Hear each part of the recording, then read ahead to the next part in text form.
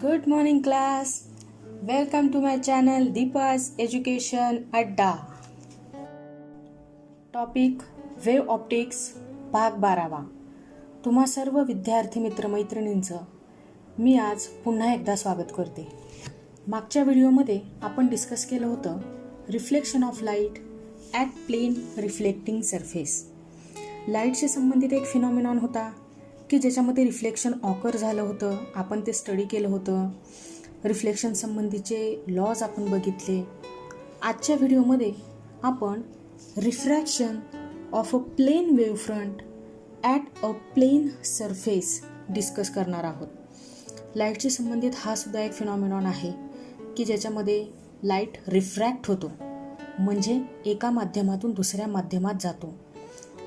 एका मीडियममधून दुसऱ्या मीडियममध्ये ट्रॅव्हल होत असताना, जात असताना लाईट जे बिहेवियर दाखवतो म्हणजे त्याचं बेंडिंग होतं आणि त्याला आपण काय म्हणतोय तर रिफ्रॅक्शन ऑफ लाईट. आता हा रिफ्रॅक्शन ऑफ लाईट कॉन्सेप्ट विस्तृत असा पाहूयात. Refraction of plane wavefront at plane refracting surface. स्क्रीनवर तुम्हाला रिफ्रॅक्शन ऑफ प्लेन वेव्हफ्रंटसाठीची रे डायग्रॅम ड्रॉ केलेली दिसते. रे डायग्रॅम की ज्याच्यामध्ये रे ऑफ लाईट यूज केला जातो. तुम्हाला माहिती आहे रे ऑफ लाईट स्ट्रेट ॲरोज आपण दाखवत असतो लाईटचा येण्याचा आणि जाण्याचा मार्ग रिप्रेझेंट करण्यासाठी. म्हणजे रे ऑफ लाईट रिप्रेझेंट करत असतो direction of propagation of light. Light एका माध्यमातून दुसऱ्या माध्यमात चालला आहे हे मला कसं कळेल तर ह्या रे डायग्रॅममुळं कळतं, ह्या रे ऑफ लाईटमुळं कळतं. मग अशी ही रे डायग्रॅम समोर दिसते की जिने तुम्हाला दाखवलेलं आहे refraction of light. He diagram draw करण्यासाठी मी मुद्दामून कलर्सचा वापर केलेला आहे की जेणेकरून incident ray of light, refracted ray of light, normal तुमच्या पटकन लक्षात राहावं, हा त्यामागचा हेतू आहे. परीक्षेमध्ये मात्र तुम्हाला कलर स्केच पेन वापरून डायग्रॅम काढायची नसते. तुम्ही जी डायग्रॅम ड्रॉ कराल एक्झाममध्ये ती फक्त आणि फक्त पेन्सिल स्केल घेऊनच ड्रॉ करावी लागेल. इथं आता पटकन लक्षात राहण्याचा हेतू आहे म्हणून आपण कलर्स यूज करतो आहे.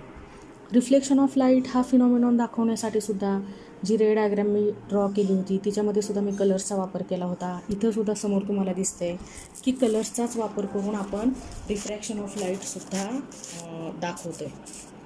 तर रिफ्रॅक्शन ऑफ लाईट म्हणजे काय? The bending of light Wien it passes from one medium into another medium is called refraction of light. Refraction of light म्हणजे काय आहे तर लाईटचं बेंड होणं आहे.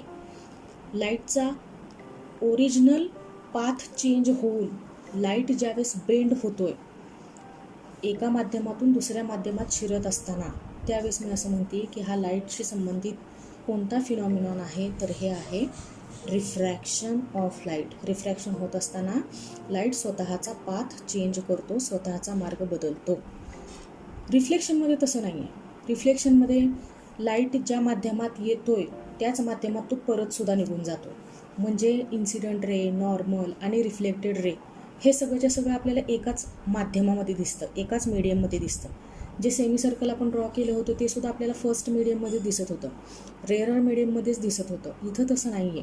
इथं जे नॉर्मल ड्रॉ केले गेलेले ते सुद्धा बघा MM dash NN dash green कलरचा वापर करून ते नॉर्मल ड्रॉ केलेले आहेत. स्क्रीनवरती तुम्हाला दिसत असतील ते सुद्धा दोन्हीही माध्यमामध्ये ड्रॉ केले गेले.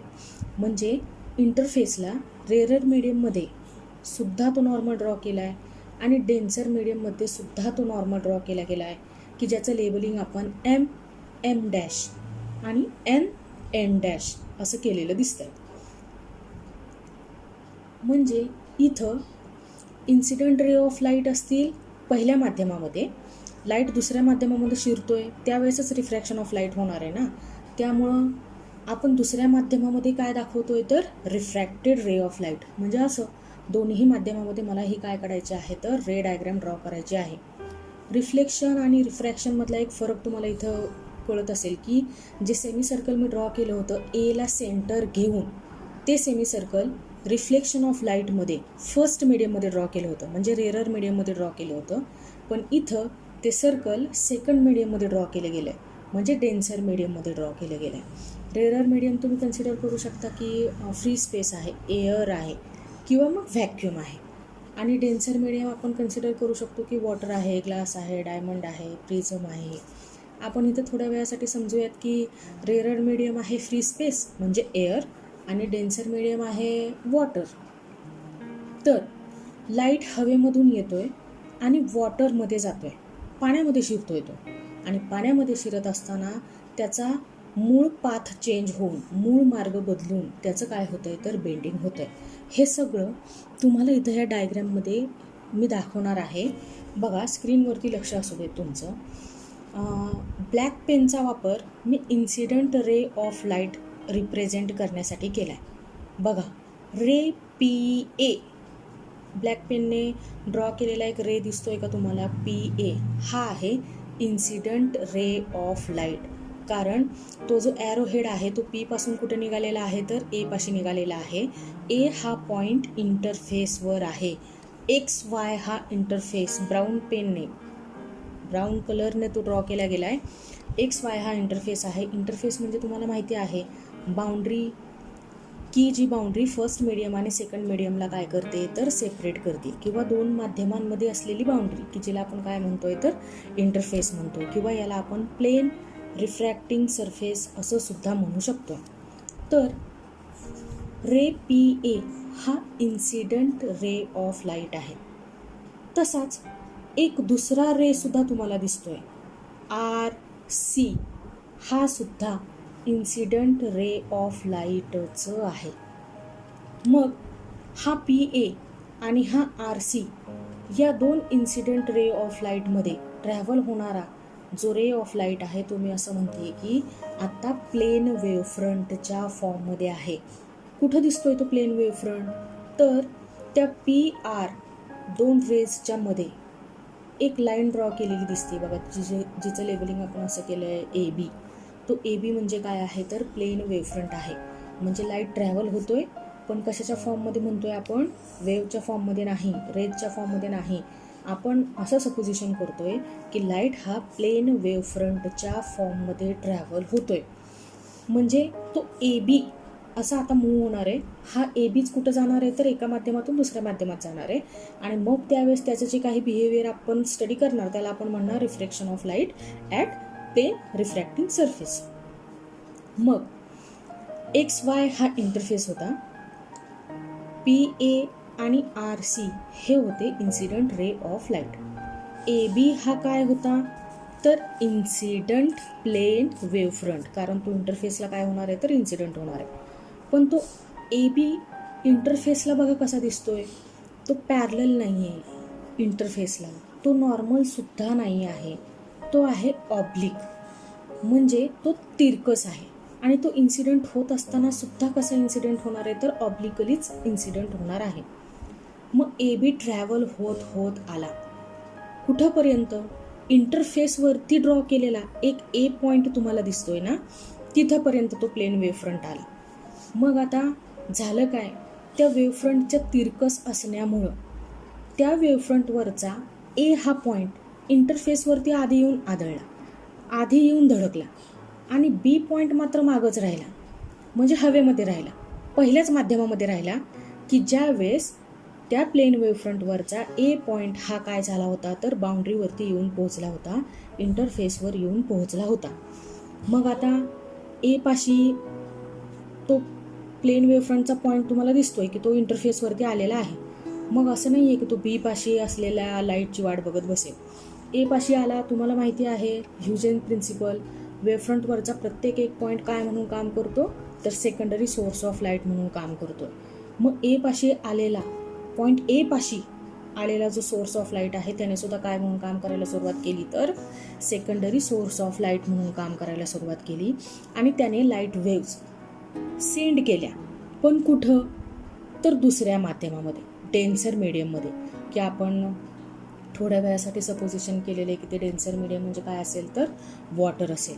म्हणजे आता ह्या लाईट वेव्ज की ज्या फ्री स्पेसमधून एअरमधून ट्रॅव्हल होत आल्या होत्या, इंटरफेसपाशी येऊन आदळल्या आणि आता त्या कुठे गेल्या तर वॉटरमध्ये गेल्या, म्हणजे त्या वॉटरमधून पास व्हायला लागल्या. तोपर्यंत आता वरच्या माध्यमात काय होते बघूया. ए हा पॉईंट आधीच आला, बी हा पॉईंट मात्र हवेतच होता. म्हणजे आता असं होईल की प्लेन वेव्हफ्रंटचा पॉईंट बी इंटरफेसवरच्या पॉईंट सी पाशी येण्यासाठी जेवढा वेळ लागेल तेवढाच वेळ ए पाशी पोहोचलेल्या लाईटला पॉईंट डी पर्यंत जाण्यासाठी लागेल. बघा मी काय म्हणते ते. प्लेन वेव्हफ्रंटचा जो पॉईंट ए होता तो इंटरफेसवरती येऊन आधीच पोहोचला होता. मग तो आता वाट बघत बसणार नाही कुणाची की मी वॉटरमधून ट्रॅव्हल होऊ का नको होऊ म्हणून. तर तो ट्रॅव्हल व्हायला सुरुवातच करेल. मग तो कुठेपर्यंत पोहोचला तर डी पर्यंत पोहोचला. मग हा डी पर्यंत जाण्यासाठीचा वेळ आहे म्हणजेच काय, तर प्लेन वेव्हफ्रंटच्या पॉईंट बी पाशी पोहोचलेल्या लाईटला सी पर्यंत जाण्यासाठी जेवढा वेळ लागला असेल तेवढा वेळ ए पाशी पोहोचलेल्या लाईटला डी पर्यंत पोहोचण्यासाठी लागलेला असेल. पण मग तुम्ही म्हणाल की बी सी आणि ए डी हे अंतर तर काही सारखं दिसत नाहीये, हे अंतर तर कमी जास्त दिसतंय. म्हणजे बी सी हे जे अंतर आहे की ज्याला मी रिप्रेझेंट केलेलं आहे C1 इंटू टीने, बी आणि सी मधलं जे अंतर आहे ना ते C1 इंटू टी आहे. आणि ए आणि डी मधलं जे अंतर आहे ते आहे C2 into T.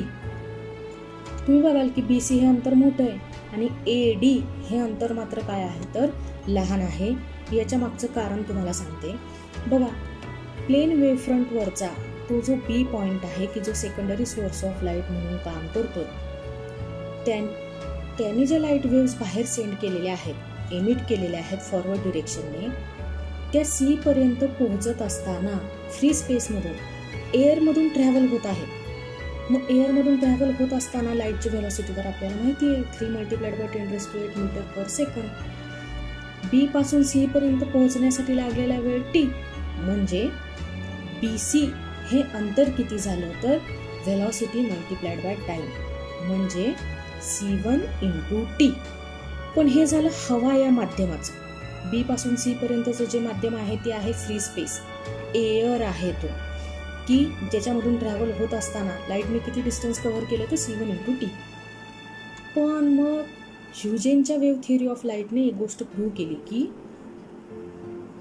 Velocity of light in rarer medium is greater than velocity of light in denser medium. म्हणजे इतर कोणत्याही माध्यमापेक्षा रेअर मीडियममधला लाईटचा स्पीड हा सगळ्यात जास्त असेल. म्हणजे आता प्लेन वेव्हफ्रंटच्या पॉईंट ए पासून जो लाईट दुसऱ्या माध्यमामध्ये एंटर झाला, म्हणजे वॉटरमध्ये एंटर झाला, त्याचा स्पीड काय झाला असेल तर कमी झाला असेल. मग तो आता कमी स्पीडने ट्रॅव्हल होतोय. म्हणजे बी पासून सी पर्यंत ट्रॅव्हल होणारा जो लाईट आहे 3 × 10⁸ मीटर पर सेकंड, एवढ्या स्पीडने तो ट्रॅव्हल नाही होणार, तो कमी स्पीडने ट्रॅव्हल होईल. कमी स्पीडने ट्रॅव्हल झाला म्हणून त्याला वेळ सुद्धा काय लागला तर बी पासून सी पर्यंत जाण्यासाठी जेवढा वेळ लागला होता टी, तेवढाच वेळ ए पासून डी पर्यंत जाण्यासाठी सुद्धा लागतोय स्मॉल टी. पण मात्र तेवढ्याच वेळेमध्ये ओव्हरकम केलं गेलेलं डिस्टन्स मात्र काय दिसतंय तर कमी दिसतंय. कारण माध्यम काय आहे तर डेन्सर मीडियम आहे, माध्यम काय आहे तर वॉटर आहे, आणि वॉटरमध्ये लाईटचा स्पीड काय होणार आहे तर कमी होणार आहे. मग कमी झालेला स्पीड म्हणजे C2 मल्टिप्लाइड बाय टी.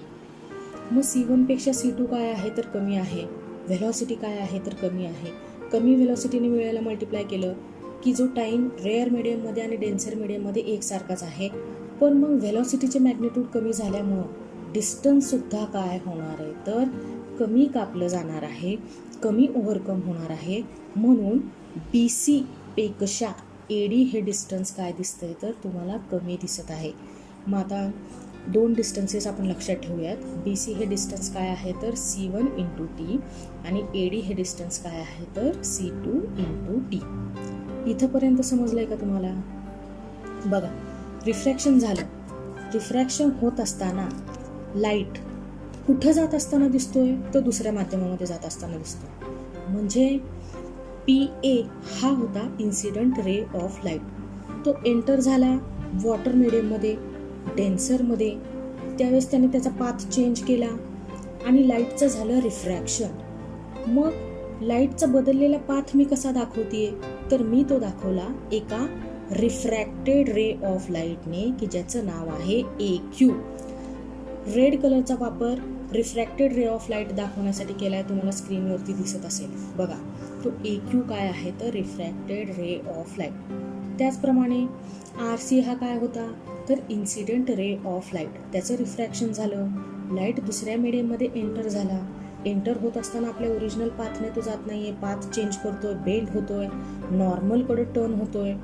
अशा सिच्युएशनमध्ये जो रिफ्रॅक्टेड रे ऑफ लाईट आहे तो आहे CS. तो सुद्धा आपण रेड कलरनेच ड्रॉ केलेला इथं बघा, तुम्हाला स्क्रीनवरती पटपट दिसत असेल. दुसऱ्या माध्यमामध्ये बघायचं आणि CS हा रिफ्रॅक्टेड रे ऑफ लाईट पाहायचा की जो इंटरफेसपासून लाईटला काय होतोय तर दूर घेऊन जातोय किंवा तो काय होतोय तर रिफ्रॅक्ट होतोय. मग हे झालं होतं रिफ्रॅक्शन. आता ह्या डायग्राममध्ये तुम्ही अजून एक गोष्ट ऑब्झर्व केली असेल की पहिल्या माध्यमामध्ये प्लेन वेव्हफ्रंटची जी विड्थ आहे ती दुसऱ्या माध्यमामध्ये कशी दिसतीये तर वाढलेली दिसतीये, इन्क्रीज झालेली दिसतीये. आणि याच्या मागचं कारण म्हणजे इतर कोणत्याही माध्यमामध्ये लाईटची कमी झालेली व्हेलॉसिटी की जी रेअर मीडियमपेक्षा काय आहे तर कमी आहे, हे त्यामागचं कारण आहे. मग बघा, आपण AQ ह्या रिफ्रॅक्टेड रेवरती तो D पॉइंट कसा शोधून काढला होता. म्हणजे मी असं कसं म्हणू शकले होते की लाईट B पासून C पर्यंत ज्यावेळेस पोहोचतोय त्यावेळेस तो दुसऱ्या माध्यमामध्ये A पासून D पर्यंत पोहोचू शकलाय. तर हा D पॉइंट मी कसा शोधून काढला ते सांगते तुम्हाला. आपण काय केलं, कंपासचं एक टोक घेतलं. कंपास घेतला एक राऊंडर, तुम्हाला माहिती असेल. कंपासचं टोक ठेवलं B पॉइंट पाशी आणि पेन्सिलचं टोक ठेवायचं C पाशी. म्हणजे हे BC डिस्टन्स होईल की जे किती आहे तर C1 × T. मग हे अंतर न हलवता कंपासचं टोक उचलायचं आणि इंटरफेसवरच्या पॉइंट A वर ठेवायचं. ठेवलं बघा, पुन्हा एकदा सांगते. कंपासचं टोक B पॉइंटपाशी ठेवायचं. B म्हणजे प्लेन वेव्ह फ्रंटचा असा पॉइंट की जो अजून इंटरफेसला टच झालेला नाही, हवेमध्येच आहे, फ्री स्पेसमध्येच आहे. तिथं मी कंपासचं टोक ठेवलं. पेन्सिलचं टोक कुठे ठेवलं तर C पाशी ठेवलं, इंटरफेसवरचा पॉइंट C. कंपासमधलं डिस्टन्स न हलवता मी तो कंपास उचलला. त्या कंपासचं पॉइंट टोक मी ठेवला आता A पाशी, इंटरफेसवरचा जो पॉइंट A दिसतोय ना तुम्हाला तिथं ठेवलं. पण मग आता कंपासमधलं अंतर थोडंसं कमी करायचं. म्हणजे BC इतकं नाही ठेवायचं, थोडंसं कमी करायचं. कमी करण्यामागचं कारण तुम्हाला माहिती आहे का, तर हवेमधला लाईटचा स्पीड काय आहे तर 3 × 10⁸ मीटर पर सेकंद आहे की जो इतर कोणत्याही माध्यमापेक्षा काय आहे तर सगळ्यात जास्त आहे. म्हणजे वॉटरमध्ये हा स्पीड काय असेल तर कमी असेल. म्हणून हा कमी स्पीड दाखवण्यासाठी मी काय करेल तर कंपासमधलं अंतर थोडंसं कमी करेल. म्हणजे BC हे जे अंतर आहे ना, BCच्या अलीकडं काय करायचं, थोडं पेन्सिल न्यायची. किती तुम्हाला जेवढी हवी तेवढी, पण BC इतकं डिस्टन्स नाही ठेवायचं, थोडं कमी घ्यायचं. आणि त्या कमी डिस्टन्सने कंपासचं टोक कुठं ठेवलंय तुम्ही तर A पाशी ठेवले. A ला सेंटर कन्सिडर करायचा आणि एक सेमी सर्कल ड्रॉ करायचं. सेमी सर्कल ड्रॉ करायचं पहिल्या माध्यमामध्ये नाही. सेमी सर्कल कुठं ड्रॉ करायचं तर सेकंड मीडियममध्ये ड्रॉ करायचं. मग सेकंड मीडियममध्ये हे सेमी सर्कल ड्रॉ करत असताना तुमच्या लक्षात एक गोष्ट येईल, ती म्हणजे AQ हा रिफ्रॅक्टेड रे ऑफ लाईट एका ठिकाणी कट केला जाईल. तो जिथं कट होतोय तो काय झाला तर पॉइंट D. आणि A टू पॉइंट D हे डिस्टन्स किती होईल तर C2 × T. आलंय का लक्षामध्ये? लक्षात ठेवायचं, रिफ्लेक्शन ऑफ प्लेन वेव्हफ्रंटमध्ये जे सेमी सर्कल आपण ड्रॉ करू ते होतं फर्स्ट मीडियममध्ये. आणि रिफ्रॅक्शन ऑफ लाईट दाखवत असताना आपण जे सेमी सर्कल ड्रॉ करतोय ते कुठं आहे तर सेकंड मीडियममध्ये. कारण रिफ्रॅक्शन पहिल्या माध्यमामध्ये नाही, रिफ्रॅक्शन हा फिनॉमिनॉन सेकंड मीडियममध्ये घडून येतोय. म्हणून तो जो सेमी सर्कल आहे तो मी कुठं ड्रॉ करते तर सेकंड मीडियममध्ये. ते सेमी सर्कल म्हणजे काय असतं माहिती आहे, त्या पॉईंट A पासून बाहेर पडलेला लाईट आहे दुसऱ्या माध्यमामध्ये की जो दिसत असताना तुम्हाला कसा दिसतोय तर एका स्पेरिकल वेव्हफ्रंटच्या फॉर्ममध्ये दिसतोय अकॉर्डिंग टू ह्युजेन प्रिन्सिपल. प्लेन वेव्हफ्रंटवरचा प्रत्येक एक पॉईंट कशासारखं काम करेल तर सेकंडरी सोर्स ऑफ लाईटसारखं काम करेल. इंटरफेसवरच्या त्या ए पॉईंटने सुद्धा हेच काम केलं असणार, लाईट एमिट केलं असणार फॉरवर्ड डिरेक्शनने आणि तो कुठंपर्यंत जाऊन पोहोचला आहे तर डी पाशी जाऊन पोहोचला आहे. तो डी पॉईंट मिळावा या हेतूने आपण ते काय केलं होतं, सेमी सर्कल ड्रॉ केलं होतं. इथंपर्यंत तुम्हाला समजतंय का आपण काय केलं आहे डायग्रॅममध्ये? इंटरफेसवरचा पॉईंट ए आणि नॉर्मल एम डॅश यांच्यापाशी मी काही अँगलचं मेजरमेंट करून लिहिलेलं तुम्हाला दिसतंय बघा. XAP फर्स्ट मीडियममध्ये बघा, रेअर मीडियममध्ये डावीकडच्या कोपऱ्यापासून आपण सुरुवात करतो. XAP मध्ये जो अँगल मी लिहिला आहे तो आहे 90 - I. PAM पाशी मी जो अँगल लिहिला आहे तो आहे अँगल ऑफ इन्सिडन्स I. बघा PA हा काय आहे तर incident ray of light. MA हा काय आहे तर नॉर्मल बरोबर इन्सिडंट रे ऑफ लाईटने केलेला अँगल असतो अँगल ऑफ इन्सिडन्स, की जो आपण स्मॉल आयने रिप्रेझेंट केला. मग हा 90 - I मी कसा लिहिला तर बघा, फर्स्ट मीडियममध्ये XAM हा तुम्हाला एक राईट अँगल दिसतोय. 90 डिग्री ज्याचं माप आहे, 90 डिग्री जो आहे तुम्हाला तो असा काटकोनामध्ये दिसतोय. त्याच्यामध्ये जर अँगल ऑफ इन्सिडन्स कट झाला, 90मधून I सबस्ट्रॅक्ट झाला, तर उरलेला XAP हा काय असेल 90 - I. कळलं तुम्हाला मी का लिहिलं आहे तसं? 90 - I. त्याच्यानंतर आता PAB हा अँगल बघा. PAB मध्ये ए पाशी तुम्हाला 90 डिग्री तयार झालेला दिसतोय. त्या 90 डिग्रीमधून I सबस्ट्रॅक्ट केला तर उरलेला राहील 90 - I. म्हणून अँगल MAB हा होता 90 - I. आता पुन्हा एक काटकोन दिसतोय तुम्हाला MAC मधून 90 - I निघून गेला तर उरलेला काय असेल तर I. म्हणून इंटरफेसपाशी जो पॉईंट A आहे त्या पॉईंट A पाशी मी हे 4 अँगल्स लिहिलेले आहेत. 90 - I, 90 - I and then again I. ठीक आहे.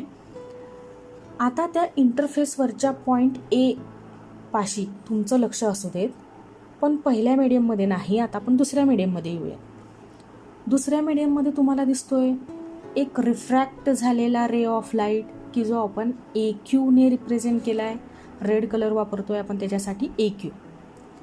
त्या AQने AM डॅश या नॉर्मल बरोबर केलेला जो अँगल आहे तो काय असेल तर अँगल ऑफ रिफ्रॅक्शन, की जो अँगल ऑफ रिफ्रॅक्शन मी स्मॉल आरने रिप्रेझेंट केला आहे. मग इथं परत एक 90 डिग्रीचा अँगल मला दिसायला लागला बघा. CAM dash. ह्या CAM डॅशमधून R सबस्ट्रॅक्ट झाला, 90मधून जर R निघून गेला तो उरलेला अँगल काय असेल 90 - R. म्हणून सेकंड मीडियममध्ये पॉईंट A पाशी तुम्हाला जो अँगल दिसतोय तिथं रेड पेनने लिहिलेला तो काय आहे तर 90 - R. मग आता बघा दुसऱ्या माध्यमामध्ये डेन्सर मीडियममध्ये एक राईट अँगल ट्रँगल तयार झालेला दिसतोय. ACD हा तो ट्रँगल आहे बघा. त्याच्यामधला एक अँगल झाला 90 - R, दुसरा अँगल D झाला 90 डिग्री. म्हणजे आता उरलेला अँगल काय असेल तर R. कारण काटकोन त्रिकोणामध्ये किंवा त्रिकोणांमध्ये तिन्ही कोणांच्या मापाची बेरीज किती असते तर 180 अंश असते. म्हणून 90 - I गेला, 90 गेला, तो उरला किती तर R. ठीक आहे. म्हणजे आता पॉईंट A पाशी तयार होतोय 90 - R, D पाशी तयार झाला 90 डिग्री आणि C पाशी तयार काय झाला तर स्मॉल R. असं या ADC काटकोन त्रिकोणामध्ये तीनही कोणांची मापं तुम्हाला तिथं लिहिलेली दिसत आहे. आता आपण रेअर मीडियममध्ये बघूयात. एक राईट अँगल ट्रायंगल तुम्हाला इथंही दिसतोय, ब्लॅक पेनने ड्रॉ केला गेला आहे इंटरफेसला धरून ABC, की त्या ABC मधला B हा काय आहे तर 90 डिग्री आहे. मग आता तुम्हाला ह्या दोन्ही त्रिकोणांमध्ये एक गोष्ट लक्षात आली असेल की AC यांच्यामध्ये काय आहे तर कॉमन आहे. AC ही जी साईड आहे ती काय आहे तर कॉमन आहे. आपल्याला जे काही सम सॉल्व करायचे आहेत मॅथमॅटिकली, जो प्रूफ द्यायचा आहे रिफ्रॅक्शन ऑफ लाईटसाठीचा, त्याच्यामध्ये फक्त 2च अँगल आपल्याला लक्षात ठेवावे लागतील. ह्या डायग्राममध्ये एवढे सगळे अँगल ड्रॉ नाही केले, लिहिले नाही तुम्ही तरीसुद्धा चालणार आहेत. फक्त 2 लिहायचे. एक, इंटरफेसवरच्या पॉईंट A पाशी जो मी अँगल ऑफ इन्सिडन्स I लिहिला आहे, म्हणजे ट्रायंगल BAC मधला A पाशी तयार झालेला I तो लक्षात ठेवणं गरजेचं आहे. आणि ट्रायंगल ACD मधला इंटरफेसवरच्या पॉईंट C पाशी तयार झालेला angle of refraction small r, एवढेच 2 अँगल तुम्हाला लक्षात ठेवणं अतिशय गरजेचं आहे. मला असं वाटतंय मी ह्या डायग्राममधल्या सगळ्या लहान मोठ्या गोष्टी तुमच्यासोबत डिस्कस केलेल्या आहेत. तुम्हाला ही डायग्राम समजलेली आहे. तुम्ही ही डायग्राम स्वतः काढून पाहण्याचा प्रयत्न केला तर ह्याच्यामधल्या सर्व गोष्टी ज्या मी तुमच्यासोबत आता शेअर केल्यात त्या सगळ्याच्या सगळ्या तुमच्या लक्षात येतील. आणि 2 मार्कांसाठीचा आपला डायग्रामसाठीचा प्रश्नसुद्धा तयार होऊन जाईल की परीक्षेमध्ये तो डायग्रामसाठीचा प्रश्न 2 मार्कांसाठी विचारला जातो, त्याचीसुद्धा तयारी होऊन जाईल. म्हणजे ही डायग्राम तुम्ही स्वतः ड्रॉ करून बघणं अतिशय गरजेचंच आहे. ज्यावेळी परीक्षेमध्ये असा प्रश्न विचारला जातो, draw a neat labelled diagram for refraction of light at a plane refracting surface, त्यावेळेस आपण आधी डिस्कस केलेली डायग्राम तर आपल्याला ड्रॉ करावीच लागते, पण त्या डायग्रामशी संबंधित लेबलिंगसुद्धा आपल्याला करावं लागतं. नुसता डायग्रामसाठीचा 2 मार्क आपल्याला दिले जात नाही. डायग्रामही काढायची आणि तिचं लेबलिंग करायचं. मग ह्या लेबलिंगमध्ये काय काय येते बघा, समोर स्क्रीनवरती तुम्हाला दिसतंय. XY जो ब्राऊन कलरमध्ये आपण ड्रॉ केलेला आहे तो होता प्लेन रिफ्रॅक्टिंग सरफेस. AB हा काय होता तर incident plane wavefront. CD represents refracted plane wavefront, की ज्याची विड्थ आपल्याला AB ह्या प्लेन वेव्हफ्रंटच्या विड्थपेक्षा कशी दिसत होती तर मोठी दिसत होती. दोन्ही मीडियममध्ये ड्रॉ केलेले normal MM dash and NN dash normal to plane refracting surface, हे काय होते तर नॉर्मल होते. Angle of incidence angle PAM equal to angle RCN equal to I, आणि I हा काय आहे तर अँगल ऑफ इन्सिडन्स. A पाशी आणि C पाशी तयार झालेला हा अँगल ऑफ इन्सिडन्स आपण स्मॉल I ने डायग्राममध्ये रिप्रेझेंट केला होता. M-AQ अँड N-CS हा काय आहे तर अँगल R. स्मॉल r ने आपण तो अँगल रिप्रेझेंट केला होता, आणि हा काय आहे तर angle of refraction. BC equal to C1 into D equal to ही काय असेल तर रेडियस ऑफ सेमीसर्कल. पण मग ॲक्च्युली डायग्राम काढत असताना आपण म्हणतो की BC हे अंतर काय असायला पाहिजे तर कमी असायला पाहिजे. ज्यावेळेस तुम्ही काय करताय A पॉईंटपाशी कंपास ठेवून सेमीसर्कल ड्रॉ करताय त्यावेळेस आपण असं लिहित असताना तर लिहितोय BC equal to C1 into 2 equal to radius of semicircle, पण ॲक्च्युली सेमीसर्कल ड्रॉ करत असताना BC इतकं अंतर घ्यायचं नाही तर ते अंतर BCपेक्षा काय घ्यायचं थोडं कमी घ्यायचं. फ्रॉम ट्रायंगल ABC डायग्राममध्ये 2 राईट अँगल ट्रायंगलकडे प्रामुख्याने आपलं लक्ष असायला पाहिजे. एक आहे ABC आणि दुसरा आहे ADC. त्यापैकी ABC मध्ये angle BAC equal to angle of incidence. A पाशी तयार झालेला जो आय आहे तो काय आहे तर अँगल ऑफ इन्सिडन्स आहे. या अँगल ऑफ इन्सिडन्सचा सायनोसॉइडल अँगल लिहायचा म्हणजे साइन आय लिहायचा. तर तुम्हाला माहिती आहे साइन अँगल काय असतो तो sine I equal to opposite side divide by diagonal. आयची अपोजिट साईड आहे बी सी आणि डायगोनल आहे ए सी, म्हणून मी लिहिलं B C upon A C equal to B C हे डिस्टन्स आपल्याला माहिती आहे, आपण ते रिप्रेझेंट केले C1 इंटू टीने. मग बी सीची व्हॅल्यू सबस्टिट्यूट केली C1 into t upon A C. ठीक आहे, याला आपण म्हणूयात इक्वेशन नंबर फर्स्ट. आता सेकंड ट्रँगल घेऊयात A D C. Triangle A D सीमध्ये angle A C D equal to r. R means angle of refraction. ह्या आरचा पाहायचा sinusoidal angle. Sinusoidal angle again opposite side divide by diagonal. Therefore we can write it as sine R equal to A D upon A C. A D हे distance आपण represent केले C2 into टीने, where C2 equal to velocity of light in second medium or in denser medium or in water. आपण असं supposition केले की denser medium may be water, म्हणून C2 into T divide by A C. याला आपण म्हणूयात equation number second. ठीक आहे, बघा आपण दोनच ट्रँगलवरती काम केलेलं आहे. एक आहे ए बी सी आणि दुसरा काय आहे तर ए डी सी. आत्ता आपण करायचं equation first divide by equation second. Therefore sine I upon sine R equal to C1 into t upon A C upon C2 into t upon A C.